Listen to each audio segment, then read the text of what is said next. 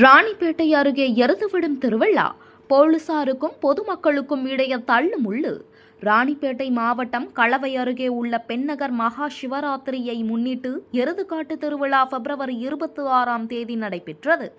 இளைஞர்கள் மாட்டினை அவிழ்த்துவிட்ட போது ஓடி சென்ற காளை பாதுகாப்பு பணியில் இருந்த காவலர் பிரபாகரனை குத்தியதில் அவருக்கு பலத்த காயம் ஏற்பட்டது.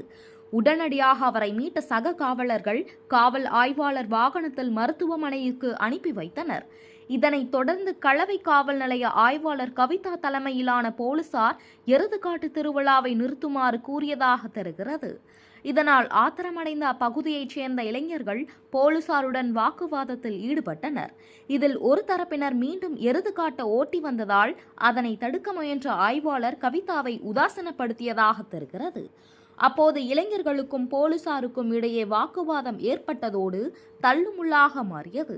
கும்பலில் போலீசார் மீது கை வைத்து தள்ளியதால் அங்கு ஏராளமான போலீசார் டிஎஸ்பி இமயவர்மன் தலைமையில் குவிக்கப்பட்டுள்ளதால் பரபரப்பான சூழல் நிலவுகிறது.